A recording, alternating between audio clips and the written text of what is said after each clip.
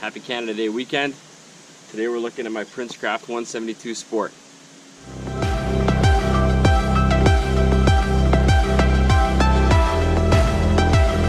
Okay, my Princecraft 172 Sport is an aluminum riveted hull.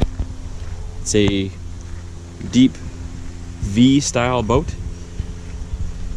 It's got a modification to the chines on each side. So it gives it a little bit more stability, so you can actually stand right on the gunnels, and when this is in the water it's super stable. Mine's powered by a 115 Mercury 4-stroke engine, so let's just jump on board and have a look at some of the features on this.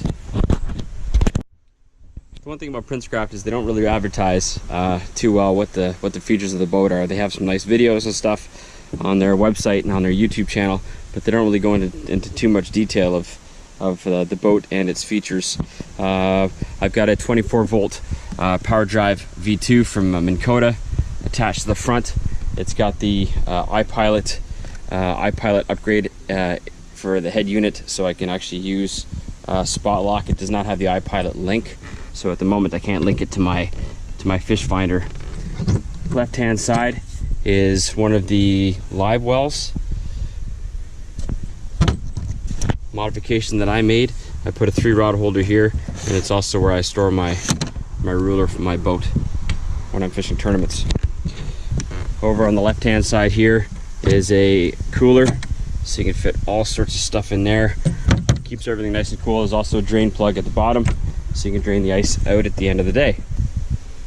So in the center of the boat, right at the front, just behind the front seat post, I've got storage for my two 12-volt batteries.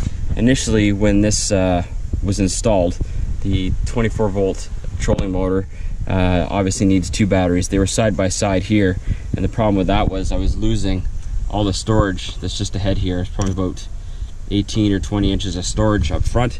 So what I did is I turned one battery vertically, pushed it to the bow, and then the other one horizontally in the back here, and gives me a little bit more storage. So I've got buoy, my battery charger, my accessory case for my Minn trolling motor, and my Talon remotes, and then it gives me a spot just to keep, scissors and my dock line and a dock bumper as well. I keep one of these on board in case I've got to do any electrical or any repairs. It's great for kneeling on. That way you're not killing your knees, especially when you're messing around in this front compartment here. So moving towards the back, we'll start with the passenger side console first. Passenger side console features one folding chair, full windshield protection, which is nice when it's later in the season, not like today when it's 43 degrees outside. I've got ample storage underneath, usually there for my partner. So right now Joe's got his tackle and stuff stored in there, as well as his life jacket would go in there when we're on the water. This boat also came installed with a pretty nice Clarion audio system with waterproof speakers. The one thing that they've changed since they've built this is they've changed the location of the power switch. Moving forward and aft, you continuously hit the switch on and off, so it's a bit of a pain. There's one recessed light right here, which gives ample illumination to the front. Okay, the driver's side also features a fold-down seat, cup holder over here on the right-hand side. Obviously, controls for the motor with the emergency on and off disconnect and the trim switch. We've got a USB plug-in for the Clarion as well as an auxiliary. So if you want to plug in an iPod or your phone or whatever, you can do that too. Obviously the dash itself is pretty self-explanatory. Fairly simple RPM gauge on the left, fuel in the center, and then speed over here on the right hand side. So your navigation lighting, your bilge pump, your accessories, and then over here you've got your number 2 and number 1 live well. I've marked them, the back live well, front live well, and then regular dash lighting. They've each got their own fuse holder, and they take glass type fuses. So my new screen So this one here, so like I said, I've installed the Helix 9. Still has the plastic on it. I've only used it a few times, so it's a pretty nice upgrade from what I had on here before. But I've also got a Helix 7 that will be installed right up here in the near future. Just a side note on the trolling motor plug itself. It's a twist. It's a push and twist style connection. You can see here the way the connector is shaped. It has to go in a certain way. Do not force that plug. They're very easy to break, and it's a bit of a pain because you got to take either the front top off or get in access behind here to repair it. I've already had to do that once, but I won't make that mistake again.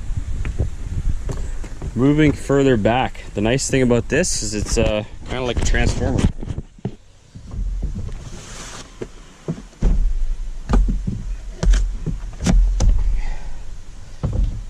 So you've got full seating back here for at least 3 people. It makes it super comfortable. There's 2 more seat post holes in the floor. Obviously my fishing net access panel to the fuel and the hull can be done through here. These panels here, so there's access for that. In the center of the boat, there's a lockable rod storage area. My only complaint is that it only holds 4 rods and reels. You can actually break down your rods and reels, and if you wanted to, you could store your reels down in the center, and you could get, you know, easily 2 or 3 rods in the tubes. And even though they'd be sitting up here a little bit higher, they wouldn't get damaged when the lid closes. So like I mentioned, this one is lockable. There's a lock on this right there. Over on the left hand side, there's more storage. I usually keep all my rods in here. I can fit anywhere between 8 and 9 rods in this one compartment. As tall as a 7'2".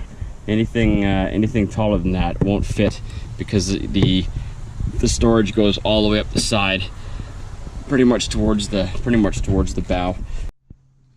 So with the rear deck in a stored position, you've got a fairly large casting deck.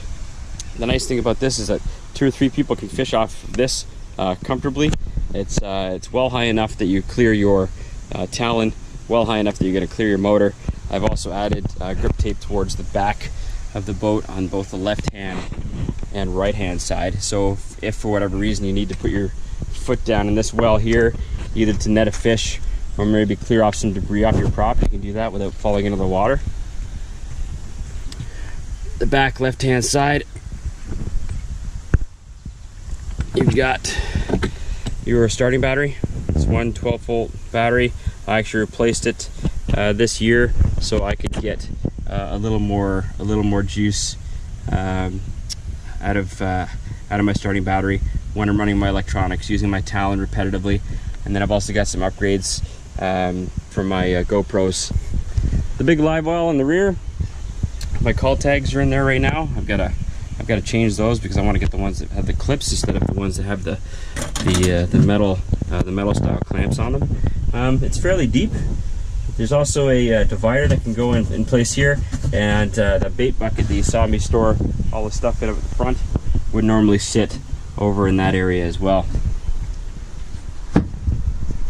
Easily big enough for a day of tournament fishing, or pike or whatever else you're chasing down.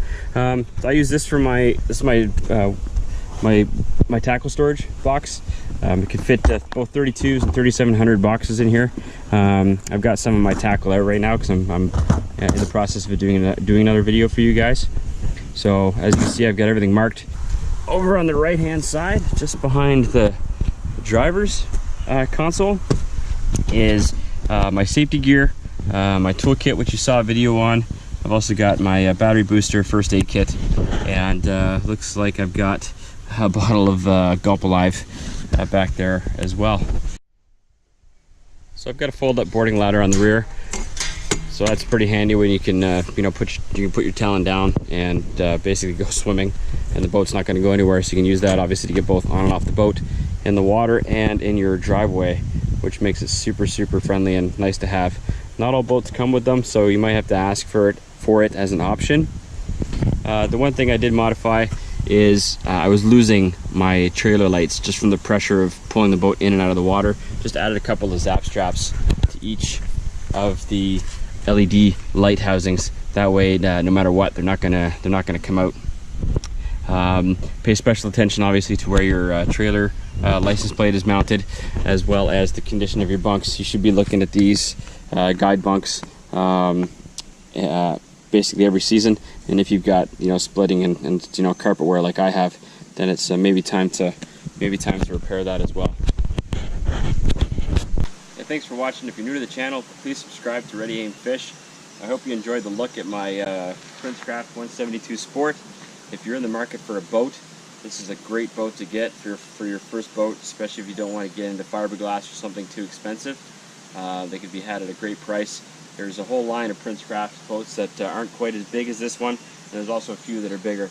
So if storage is an issue, maybe you have a bigger family. The one thing I didn't mention is that the reason why we chose this as a family is because it's considered a fish and ski. So it's got the ability to tow a tube, tow a wakeboard and such. 115 is plenty powerful to do anything you want to do. 4-stroke is super fuel efficient. The Talon is a great addition if you've got young kids and you want to get into an area and you want to fish comfortably. Your Talon or a motor with a spot lock is one of the first things you want to look at. That way you have no problems concentrating on fishing. I know it's one of the reasons why I got rid of mine is because the Power Drive V2 pedal is fairly large, and my son likes to fish up in the front. So without the pedal on the floor, he's basically got the run of the bow, and he can fish from wherever he wants without the fear of tripping on anything and falling overboard. So hope you enjoyed your Canada Day weekend. Thanks for watching, and we'll see you next time.